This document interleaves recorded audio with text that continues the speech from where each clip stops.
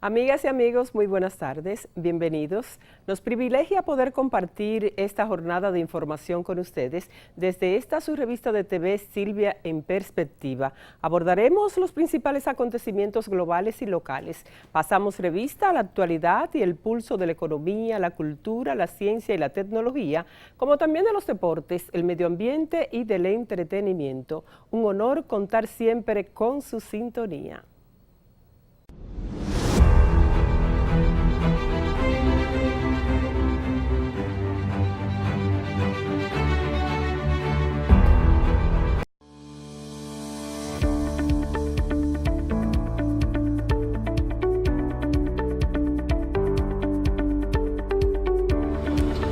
Soy Miquel Rodríguez, soy maestro de obras civiles, formo parte de los más de 5.000 dominicanos que trabajamos en el proyecto Punta Catalina. Este proyecto ha traído mucha luz y esperanza a toda la región sur. Hay muchos comentarios, muchas dudas con relación al proyecto. Yo que trabajo aquí, que conozco la verdad, voy a contestar tus preguntas. ¿Qué cambiará en RD gracias a Punta Catalina? Lo primero es que se van a acabar los apagones, porque vamos a producir más energía. Y además se va a reducir el costo de la energía en un 28%. ¿Por qué se hizo una planta de carbón? Lo primero es que no es el carbón común que conocemos para cocinar. No tiene nada que ver con eso. Este carbón es carbón mineral extraído del subsuelo de la Tierra y es el combustible más abundante del planeta. Esto reduce nuestra dependencia del petróleo y nos permite producir energía más barata. Yo me siento muy orgulloso de formar parte de Punta Catalina. No se deje engañar más. Es tiempo de que llegue la luz. Punta Catalina es 100% energía dominicana, energía tuya, energía nuestra. Punta Catalina, iluminando en el presente para el futuro del país.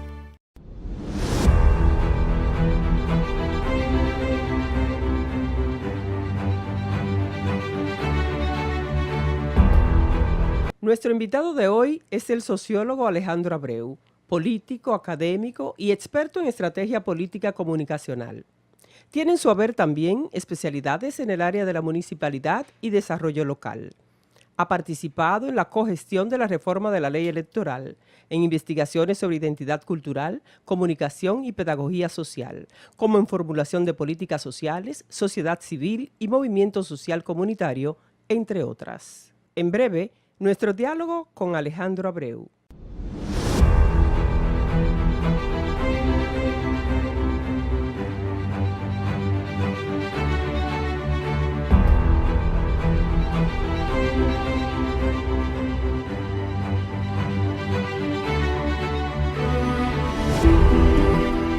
Amigas y amigos, lo prometido es deuda. Tal y como les habíamos anunciado, tenemos el placer, el honor, diríamos, de tener en Silvia en Perspectiva a nuestro gran amigo, destacado hombre de la República Dominicana, sociólogo, catedrático, Alejandro Abreu, pero muy en especial amigo de Silvia García. Lo digo yo, Alejandro, sí, qué gusto tenerte, qué gusto tenerte. Gracias de estar aquí, me siento en mi casa, así mismo se siento a ti muy cercana. Así es, entramos de una vez en materia Venezuela. Tus comentarios sobre el diálogo político del gobierno y la oposición de Venezuela, del que la coalición opositora Mesa de Unidad Democrática pone entre sus condicionantes los siguientes puntos: cronograma de implementación de acuerdos con garantías y acompañamiento internacional y que las conversaciones se realicen en un país neutral, cronograma electoral con garantías de pulcritud, sin inhabilitados, fechas precisas, incluyendo la elección misión presidencial y una calificada observación internacional, liberación de opositores presos, el retorno de los exiliados y el cese de la persecución política, la atención a la emergencia humanitaria del país y la normalización constitucional de Venezuela. Someter a un referéndum popular aprobado cualquier acuerdo que sugiere del eventual proceso de negociación. ¿Qué te parece, Alejandro? Importante, sobre todo, entre otras cosas, porque rompe el hielo y la falta de comunicación política que había entre la oposición y el gobierno en Venezuela. Y segundo, porque se desarrolla en la República Dominicana. Y eso es valioso. Nosotros necesitamos jugar un papel más activo y proactivo en la agenda internacional. Y Dominicana se ha ido ganando terreno. Cada día tenemos más internacionalistas y cada vez nuestros políticos son internacionalistas. Y es importante que, además, el país tiene condiciones para jugar este papel. Espero que haya algún tipo de éxito. Todavía hay que esperar la próxima reunión que se programó, que va a ser muy importante para la semana que viene aquí también en el país. Me parece que los puntos que ha presentado la oposición venezolana son muy atinados, son oportunos. Hay que buscar alguna garantía de apertura, de flexibilidad, hay que lograr algo de parte del gobierno del presidente Maduro. El presidente Maduro tiene que demostrar que tiene real interés en llegar a algún tipo de acuerdo. Hasta ahora la presidencia de Venezuela se ha caracterizado por un poco jugar con el tiempo y un poco entretener sin dar nada. Y en los diálogos anteriores han fracasado fundamentalmente por el gobierno de Venezuela. Esa es la realidad, esa es la evidencia que existe. Y además, el gobierno de Venezuela siente que se salió con la suya cuando montó esta constituyente y eso contribuyó pues a hacer que cambiara la situación que había en Venezuela en ese momento. Aunque yo creo que la dirección de la oposición está reaccionando bien en sus conclusiones y en sus informaciones a partir de ellos le llaman exploración de diálogo. Exploración de para diálogo. ellos no es un diálogo formal todavía. Okay. ¿Se puede tener fe en este proceso que inicia República Dominicana con el presidente, con nuestro canciller, el ingeniero Miguel Vargas Maldonado, y vimos que en el día de ayer salió el presidente Zapatero del país, que está también encabezando este diálogo? Yo llamaría una... O esta propuesta, diría. Sí, yo le llamaría una fe moderada. Moderada. Porque quien tiene el éxito o no de que esto se convierta en un diálogo y en una negociación y algún resultado, depende del gobierno. No es de la oposición, es del gobierno. Por ejemplo, la oposición le pide el tema de los presos políticos. La oposición le pide algunas exclusiones, incluso algunas amenazas, incluso que hay para dirigentes, de someterlo a proceso, etcétera, de dar algunas garantías. Eso lo puede asegurar nada más el gobierno. El éxito, y de exiliados. Sí, exacto. El éxito depende del gobierno, no depende de la oposición, depende del gobierno. Y ahora las condiciones para el gobierno son diferentes a las anteriores diálogos. ¿Por qué? Porque ahora hay una posición tomada de Estados Unidos, hay sanciones, algunas sanciones que tienen repercusiones muy duras para la situación económica en Venezuela. Económicas. Sí. Y hay amenaza de sanciones o advertencia de sanciones de parte de la Unión Europea. De hecho, eso produjo el escenario para un poco forzar o condicionar y motivar la participación del gobierno. O sea, el gobierno está en este diálogo, no está en este diálogo porque quiere, el gobierno está en este diálogo porque necesita buscar aire y pasar un poco a la ofensiva en el plano internacional. El gobierno de Venezuela pasó a la ofensiva en términos internos a nivel nacional, pero pasó a la defensiva en términos internacionales. Ahora el gobierno tiene que buscar espacios, oxígeno, y necesita, es importante que haga esfuerzo porque este diálogo tenga algún tipo de avance. Hay que recordar también que hay una agenda política inmediata, que son las elecciones para gobernadores en el próximo mes de octubre. Entonces, ¿qué pasa? Que, por cierto, ahí el presidente Maduro se da las libertades de decir que si gana la oposición alguna gobernación, hay posibilidades de que los destituyan vía la constituyente dependiendo de la posición que esa persona asuma. O sea, la verdad es... Pero va a tener que variar entonces. Así es muy difícil. No, muy difícil. Lo que pasa es que, como dice la oposición, y yo estoy de acuerdo con la mesa de unidad en este caso, hay que actuar en política en todos los escenarios. Por eso hay que ir y explorar las posibilidades de diálogo. Por eso incluso que algunas personas no lo entienden y algunos opositores un poco extremistas y población descontenta de Venezuela y fuera de Venezuela, por ejemplo, no conciben ni están de acuerdo en que la oposición vaya a las elecciones a gobernadores en las condiciones actuales. Sin embargo, hay que ir. Es correcto ir.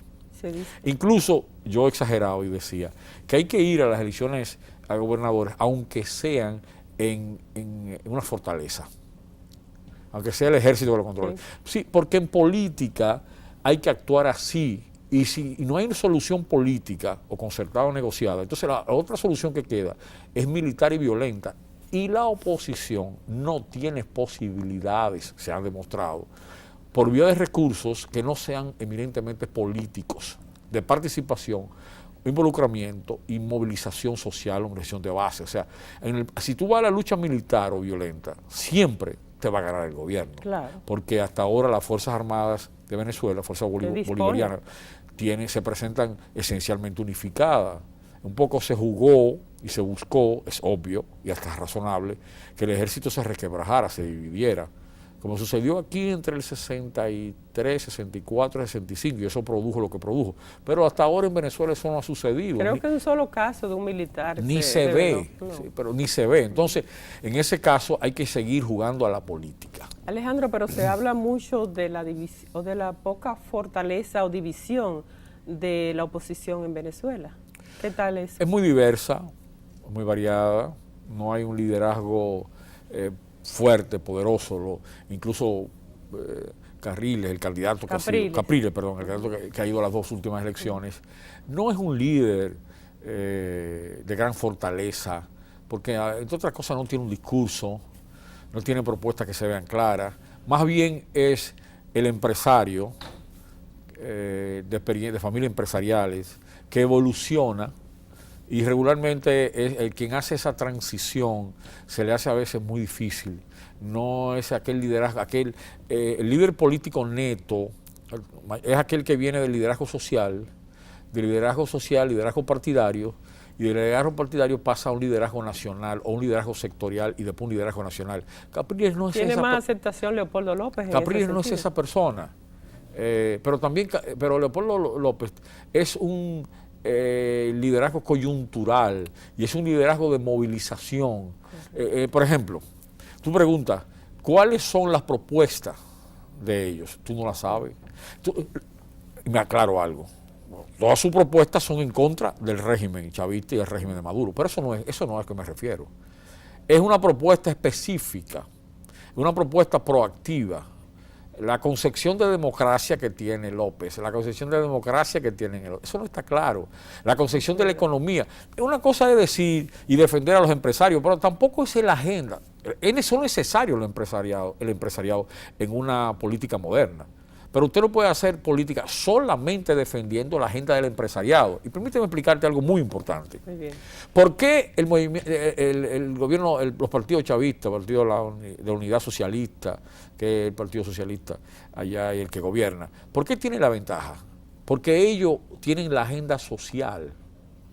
Ellos hablan de los obreros, ellos hablan de los campesinos, ellos hablan de los cerros, ellos hablan de la base popular. Yo nunca he escuchado a estos líderes de la oposición venezolana hablando de los obreros, hablando de los campesinos. No lo he escuchado, repito, puede ser que lo hicieran. No lo he escuchado nunca hablando de los cerros. O sea, hay que llevar la agenda completa. Tú tienes que reivindicar la democracia, tienes que reivindicar las instituciones, pero también tienes que pensar en aquellas personas que se han beneficiado por políticas incluyentes, inclusivas, del gobierno de Chávez, que han tenido mayor participación en temas que tienen que ver con salud, que el tema que tiene que ver con educación. Esa agenda social no se le nota a la oposición y eso lo hace débil, eso lo hace profundamente débil en la lucha política, de Venezuela. Entonces falta ese liderazgo fortalecido. Muy bien. Vamos entonces a esperar, Alejandro, que pueda este diálogo que ha iniciado la República Dominicana pues ya que pueda surgir realmente un buen acuerdo de que gobierno y oposición puedan sentarse en sí en la mesa del diálogo, pero de manera sincera. Vayamos a una pausa y retornamos de una vez.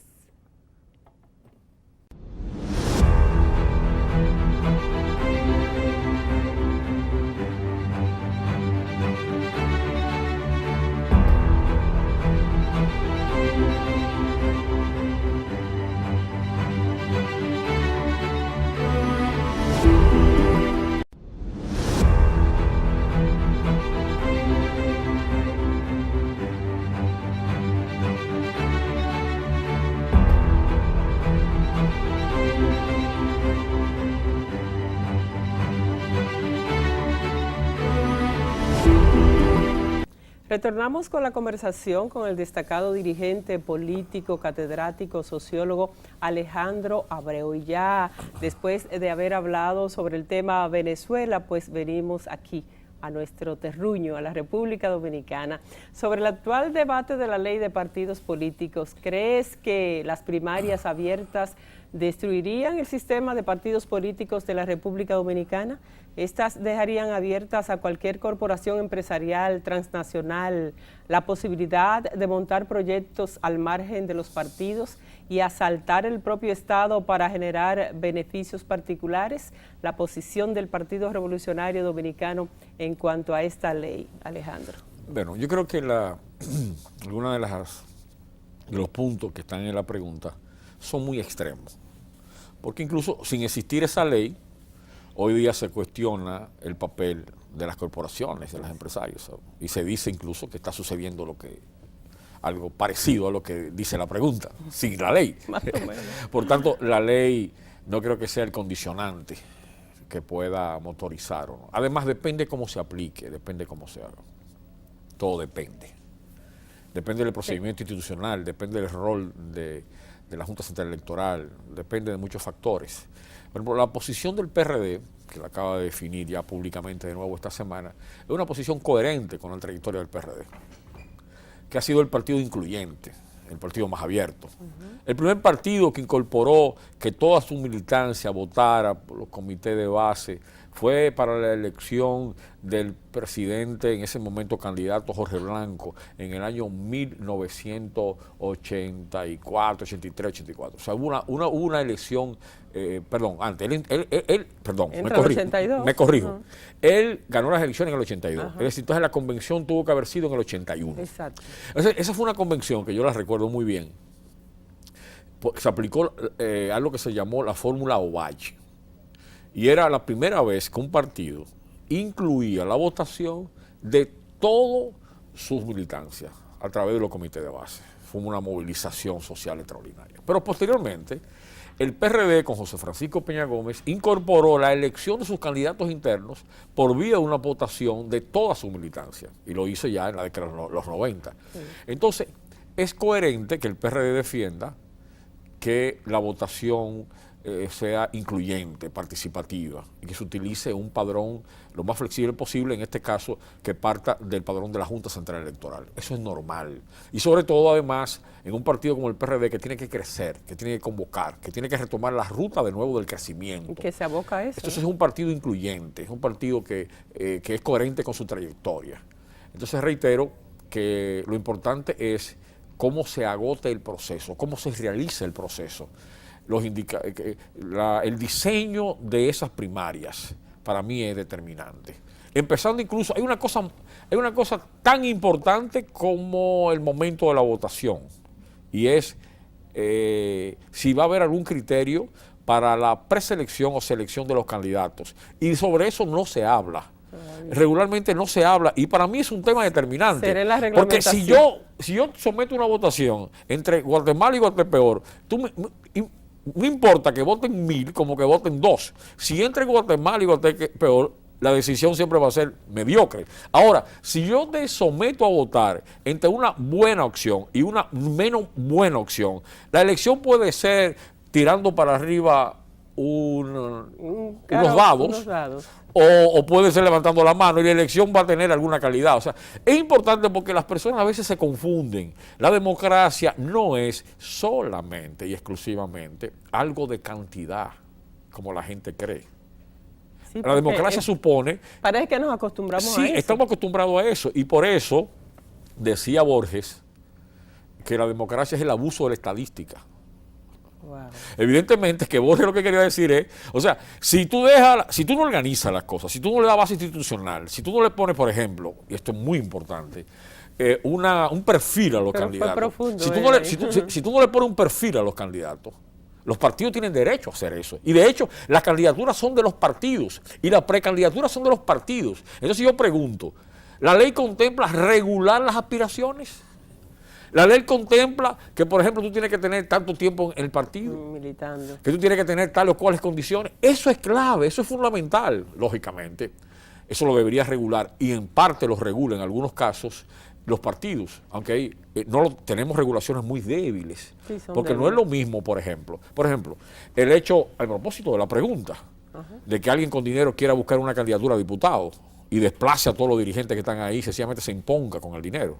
Sí, pero si hay unas reglas que dicen que nadie puede aspirar a diputado en este partido que no tenga 8 años en el partido, 10 años en el partido, o 4 años, o 5 años mínimo en el partido. ¿Qué pasa? Esa persona tiene que, por ejemplo, no puede llegar, por ejemplo, para el 2020. Llega al país en el 2018, viene del extranjero, permíteme ese ejemplo, viene con muchísimo dinero, gana la candidatura en 1 año, 2 años y medio, eso es cosa que sucede, Sí. pero no está bien inscrito en el partido. Entonces, no es la forma en como lo eligen. Es Son las también, juegas, es también las reglas. las reglas de selección. Las reglas. Entonces eso es muy importante a la hora de la votación y determinante. Por otro lado, pone otras condiciones. ¿Cuál es su trabajo social? Que por cierto, ya eso no se estila en política. No, no se está estilando. Porque se está perdiendo el corazón verdadero de la política. Permíteme decir en tu programa, y es muy valioso que lo diga aquí y frente a ti, porque tú quienes lo escuchan, que no crean que es algo que yo estoy diciendo porque tengo alguna motivación que no sea estrictamente lo que yo creo que es la verdad. Tú eres una dirigente que ha pasado por todos los niveles de un partido, que hace trabajo social y que está construido un liderazgo. O sea, tú eres incluso un prototipo de un liderazgo político batallador y un liderazgo político de compromiso con su gente. Bien, pues si tú le pones condiciones y dices, deme su hoja de vida, deme su evidencia de que usted haya hecho, o sea, pero de eso no se habla. Es así. O sea, Pero- de esas cosas no se habla. Dígame qué usted ha hecho, dígame incluso qué experiencia previa tiene. Si yo pongo esos requisitos, es más, pierde importancia la forma en cómo te elijo. Quisiéramos conocer tu opinión sobre Marcha Verde y reformas políticas en la República Dominicana. Muy bien. No quisiéramos que te marches muy sin bien. hablarnos de Muy eso. bien. Agradezco Como sociólogo al Sí, fin. agradezco la pregunta. Claro. Incluso me va a permitir, además yo aquí volveré cuando tú quieras, Ah, ok, como me necesites. perfecto. Complacidísimo de estar aquí. Repito que me Nosotros. siento en mi casa. Además hemos tenido experiencia de trabajo cotidiana, ¿verdad? Así En es. programas. Es una pregunta oportuna y que me agrada que la podamos tratar antes de terminar. Porque tengo opiniones que para bien o para mal son originales y diferentes a la mayoría. Vamos a oírla. Primero, el movimiento verde no es un movimiento social. ¿No? No. ¿Y qué es? Y Creíamos. tú dirías, bueno, pero los periódicos lo llaman así, Claro. las redes sociales, ellos mismos llaman así. No es un movimiento social. El movimiento verde, sociológicamente hablando, no es un movimiento social. El movimiento verde es una campaña ciudadana a la que se integran organizaciones y movimientos sociales de distintos tamaños. Es una campaña que se mueve alrededor de una bandera, no enfrentar la corrupción y la impunidad. Y como toda campaña, tiene fecha de inicio y fecha de conclusión. Sí. Porque es una campaña, no es un movimiento. O sea ¿Y que por qué no es un movimiento social? ¿Por qué no es un movimiento? Y fue una campaña el 4%, Sí. fue una campaña la lucha para que no pusieran la cementera en los haitises, sí. fue una campaña de defender a Lomé y Miranda, es otra campaña contra la impunidad, de la misma naturaleza. ¿Y por qué no es un movimiento social? No es un movimiento social porque un movimiento social tiene que tener un liderazgo identificado alrededor del cual el movimiento esos líderes representan ese movimiento. Esto no tiene liderazgo que unifique, que lo conduzca, identificado. Ellos dicen liderazgo horizontal, liderazgo colectivo. No, eso no. ¿Y el matiz político? No, eso no funciona así. Todo movimiento social tiene un claro liderazgo encarnado, personificado, que lo conduzca. Eso no tiene liderazgo. Un liderazgo así de esa naturaleza. No es un movimiento social. Pero además, un movimiento social regularmente expresa a sectores específicos, socioeconómicos, sociopolíticos o puramente sociales. Ahí está todo el mundo junto. Sí. Ahí está gente del empresariado, clase media, obreros, empleados. Es un movimiento social. Eso no es un movimiento social puramente. Y que responde a la lógica sociológica de un movimiento social. Entonces, muchos esperan más de lo que puede dar. La Marcha Verde, que es una campaña en contra de la impunidad y la corrupción, que tiene muchos puntos legítimos. Primero, la bandera de no a la corrupción y la impunidad, y ya basta. Es una bandera que la mayoría, por no decir todos los dominicanos, se reivindican. Solo una minoría muy pequeña puede ir en contra de eso. ¿Y cuándo crees que termine entonces esa campaña? En realidad está terminando, está en el ciclo final, porque tiene que evolucionar. Incluyendo un tema central que tiene los que ocupan el rol de dirigir la campaña llamada Marcha Verde, que es el siguiente: cómo maneja la agenda, es una agenda política, y cómo maneja el contacto con los partidos. ¿Qué pasa con los partidos? Te voy a poner un ejemplo. La Marcha Verde decidió y dice que va a someter al presidente de la República penalmente a la justicia. Sí, son sus últimos pronunciamientos. Perfecto. Lo pronunció en una fecha. Y el segundo partido, el partido que quedó en segundo lugar, que voy a ahorrar el nombre, después apoyó, o por lo menos el secretario general de ese partido, voy a ser específico, porque me parece que hay un problema. No fue una declaración oficial de ese partido, fue el secretario general de ese partido. ¿Con sus propios? El que dijo que ellos apoyaban el sometimiento, por ahí está, y no hay que revisar la prensa y sabemos que vamos a ver a Chu Vázquez, que ha sido mi amigo, secretario general del PRM, diciendo que apoya el sometimiento. En una buena lógica, los partidos conducen a la sociedad, no la sociedad conduce a los partidos. Entonces, no puede ser que los voceros de la Marcha Verde digan algo y el partido se sume, porque los partidos no se suman a las cosas, los partidos conducen. El rol de los partidos es ser cabeza. Entonces, ese dilema que tienen los que encabezan la Marcha Verde de si van a ser candidatos, si no van a ser candidatos. Además, si a la solución al problema de la corrupción y la impunidad es algo ya, inmediato, o si es algo que espera el cambio político probable electoral del 20, o, algo más importante todavía, si tú puedes fortalecer las instituciones trabajando por fuera. Me explico brevemente. Por favor. Hay personas que dicen intelectuales, por cierto, yo estuve revisando la lista, ha sacado 3 manifiestos. Los primeros manifiestos tenían 200, 100 y pico de personas, el último le conté 89. Por cierto, la prensa aquí no se detiene a contar, realmente ha ido reduciéndose. Y esa llama a una movilización social y llama a una solución en la calle, extrainstitucional. No es la Marcha Verde oficial, pero son gente muy vinculada a la Marcha Verde. Es el lado más radical de la Marcha Verde. O sea, hay otro... ¿El lado político partidista? Político radical. La mayoría vienen de izquierda. Los conozco perfectamente porque algunos incluso fueron mis compañeros. Entonces, la pregunta clave es, gente valiosa, pero políticamente confundida. Y sobre todo, además, jugando a la aventura y jugando a una solución espontánea que casi nunca resulta. Y cuando no resulta, a veces cambio para atrás. O sea, en definitiva, para resumir y concluir ahí, la campaña en contra de la corrupción y la impunidad que yo apoyo en su bandera, y creo que legítima, y es importante, es útil, es valiosa, tiene el dilema último, central para mí, de si su función es construir institucionalidad a partir de la institucionalidad existente, o si su función es borrar la institucionalidad existente y construir una nueva, no se sabe de qué, no se sabe cómo va a venir. Por ejemplo, ¿Cómo tú puedes cambiar el Congreso así, ignorando el Congreso? No. Es una revolución social que implica acción extrainstitucionales e incluso que tiene participación de fuerza. Tú cuentas con esa fuerza, tú cuentas con esa legitimidad, además tú cuentas con esa base social para producir eso. Entonces, esos son deseos. El manifiesto 3 es el discurso del deseo radical, legítimo, cansado, agobiado. Alguna gente dice, por ejemplo, y tú, Silvia, que eres una internacionalista, con mucha experiencia ya en otros países y en la presencia del Parlacén, que cree que los indignados, desde los indignados se puede hacer política. De los indignados no se hace política, porque el indignado es rabia, y el que tiene rabia no hace política. Para hacer política hay que tener calmado, hay que ir a concertar, hay que ir a negociar, porque la política es producto de la racionalidad, no de la rabia. Eso es correcto. Alejandro. Por más legítima e incluso justificada que sea la rabia.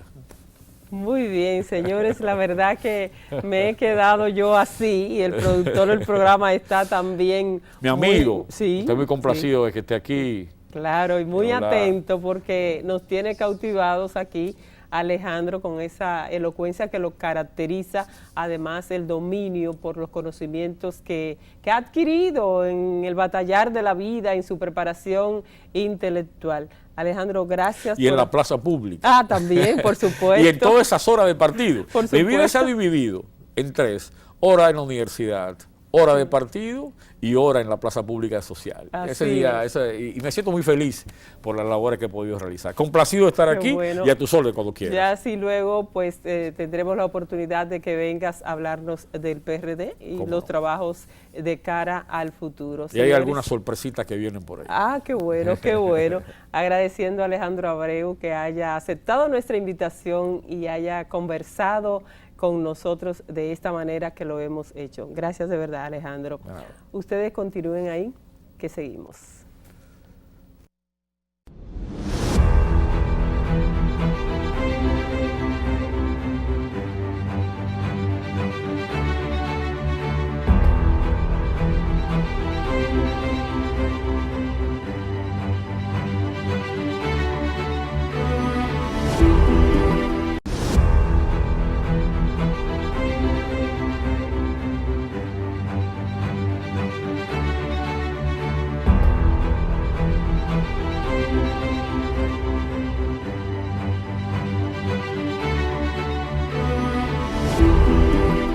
El presidente Danilo Medina reveló el pasado jueves que las conversaciones de los representantes del gobierno de Venezuela y la oposición para un nuevo diálogo continuarán el próximo 27 de septiembre, tras concluir 2 días de reuniones en Santo Domingo.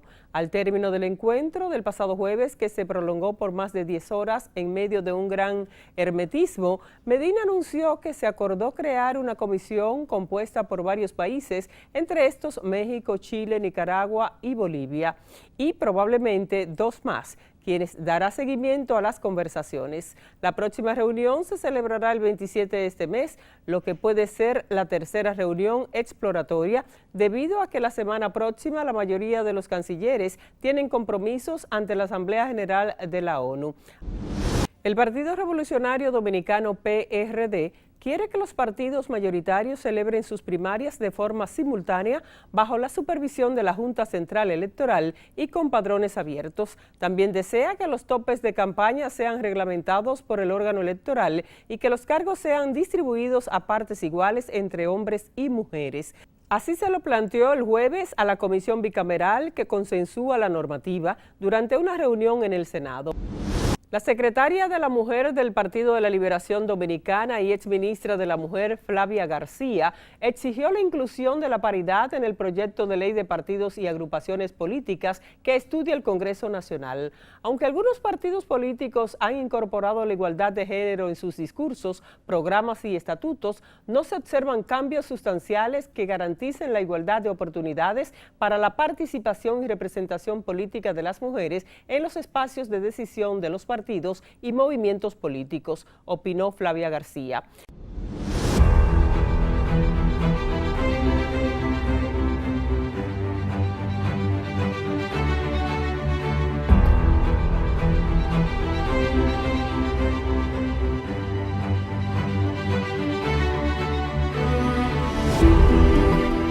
La gráfica de CREES de la semana trata sobre la población ocupada según actividad económica y sexo a marzo del 2017.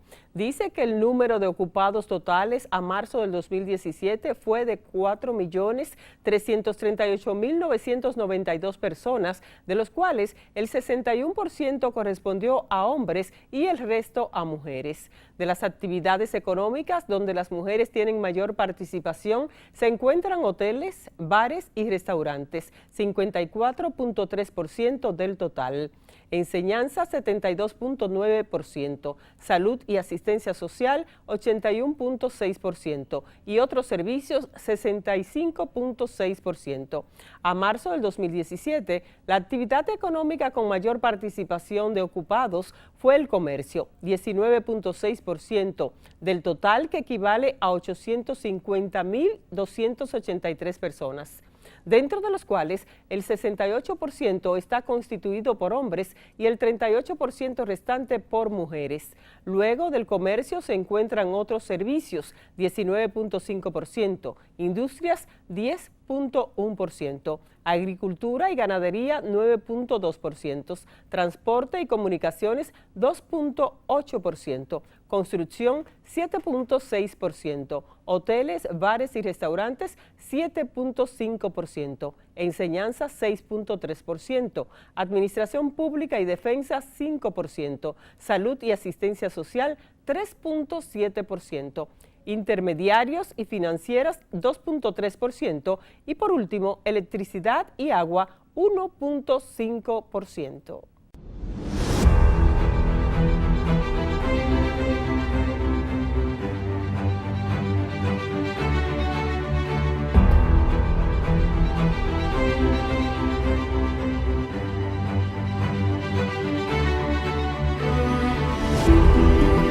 Theresa May reprochó al presidente estadounidense Donald Trump sus especulaciones sobre los autores del atentado del metro de Londres, cuya bomba, dijo la primera ministra británica, estaba fabricada para causar daños significativos. No creo que sea de ninguna ayuda para nadie especular sobre una investigación en curso, dijo May en una entrevista televisada tras la reunión de su comité de emergencia y después de que Trump afirmara que los autores del atentado, que dejó 22 heridos y que siguen a la fuga, estaban bajo el radar de Scotland Yard.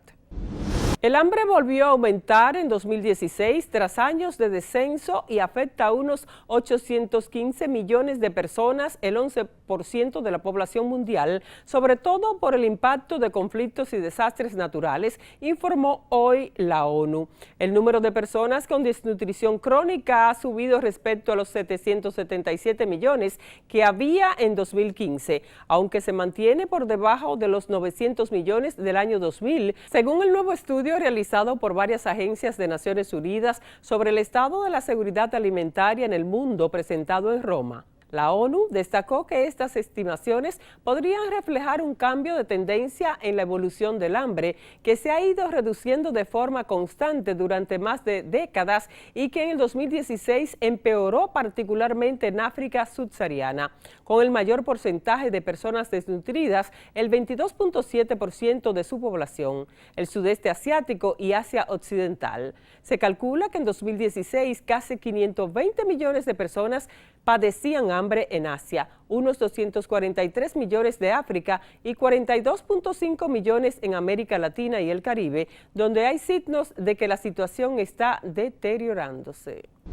La presidenta de Chile, Michelle Bachelet, puso el pasado jueves fin a 25 años de prohibiciones al promulgar la ley para despenalizar el aborto voluntario bajo 3 causas, una norma que ha sido fuertemente resistida por la Iglesia Católica y sectores ultraconservadores del país.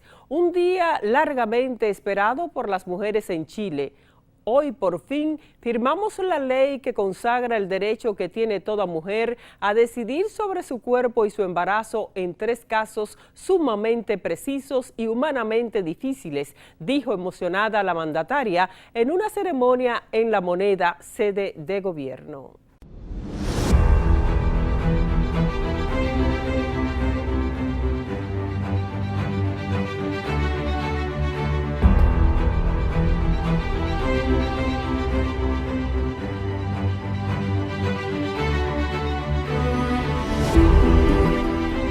En Cultura les contamos que con la asistencia de expertos de varios países se desarrolla en Santo Domingo el seminario taller Responsabilidad Social Empresarial en la Cultura, organizado por el Ministerio de Cultura y la Agencia de Cooperación Española.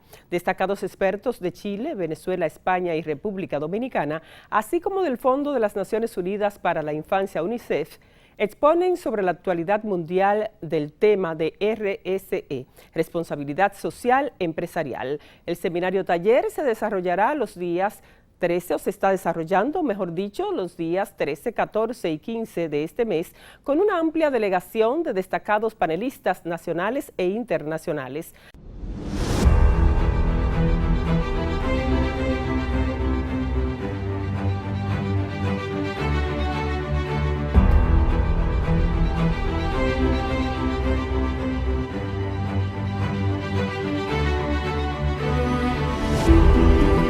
En Medio Ambiente les servimos la información de que miles de alevines fueron lanzados ayer al río Yaque del Norte por miembros de la Universidad Superior Agrícola y de la empresa Espalsa, con la finalidad de preservar el medio ambiente en la cuenca acuífera y contribuir al rescate de la misma y proveer. Ana Amelia Cruz, hablando en nombre de la empresa privada Espalsa, dijo que por primera vez los empleados de esa compañía asisten al Yaque del Norte para participar en el programa del IRSA de lanzar alevines en su cauce. En total fueron lanzados al río 10.000 alevines de las especies carpas y tilapias. En esta ciudad, el Centro de Investigación para el Mejoramiento de la Producción Animal y que pertenece a la Universidad ISA, reproduce billares de diferentes especies de peces para ser utilizados en programas de preservación, las cuencas acuíferas y del medio ambiente.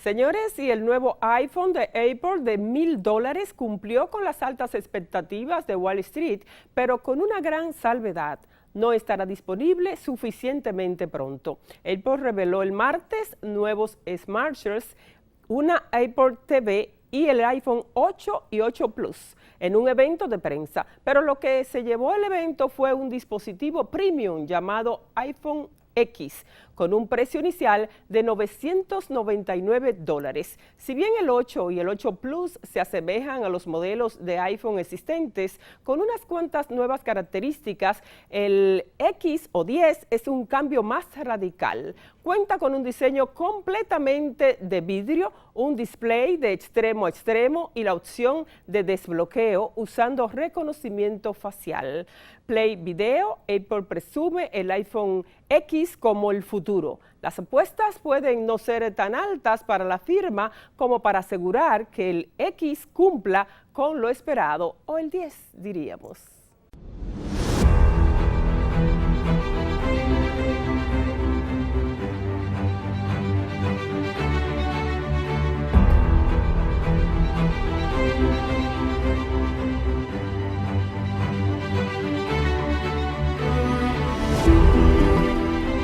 Y en los deportes, el sexteto femenino de la República Dominicana apabulló el pasado jueves 4-0 a China en la continuación del Campeonato Mundial Sub-23 que se celebra allá. Con ese triunfo, las caribeñas pasaron a ocupar el segundo lugar del Grupo A con 8 puntos, ahora con marca de 3-1 detrás de Eslovenia, que está invicta con 4-0 y registra 12 puntos. El ataque ofensivo de las ganadoras fue guiado por Gaila González, que logró 16 puntos, seguidas de Madeline Guillén con 10 y Bielka Peralta marcó 9 tantos. Fue muy evidente la superioridad que mostraron las caribeñas durante los 4 parciales ante sus contrarias de China. En la causa perdida, Mei Li Song fue la mejor por China al anotar 14 puntos. En ese encuentro, las dominicanas colocadas número 3 en el ranking mundial consiguieron vencer a sus rivales con el mejor puntaje en un parcial al solo permitirles 3 puntos en el tercer Games, algo que no se había visto en este certamen mundialista de China, que está colocada en el lugar número 4 en el ranking mundial. Nunca pudo reaccionar ante el fiero ataque de las quisqueyanas, que entraron con mucha determinación a la cancha. Y el dominicano David Ortiz, el Big Papi, estelar expujador de los Medias Rojas de Boston, ha regresado a esa organización por todo lo alto con un contrato como ejecutivo con múltiples funciones. Los Medias Rojas de Boston y el ex pelotero dominicano David Ortiz firmaron un acuerdo de trabajo que mantendrá el futuro miembro del Salón de la Fama unido por siempre a la organización. Por siempre fue el juego de palabras que usó la franquicia en un comunicado enviado el pasado miércoles a los medios de comunicación para explicar la duración del acuerdo con el dominicano David Ortiz, el Big Papi. En sus nuevas funciones, Ortiz actuará como mentor de los jugadores actuales, participará en los esfuerzos de reclutamiento en la agencia libre, hará una variedad de apariciones especiales para el club y trabajará en una capacidad de desarrollo de negocios para Fairward Sport.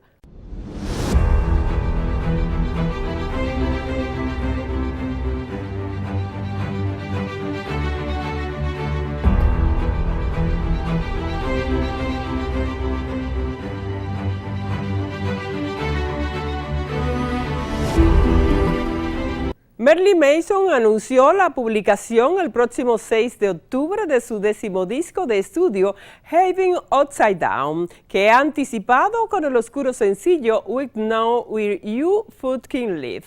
El nuevo álbum de esta estrella estadounidense, el género metal, recogerá 10 temas que han sido grabados en Los Ángeles, Estados Unidos, y que, según la nota de prensa de su distribuidora, recuerda en su ferocidad a sus discos seminales. People like us.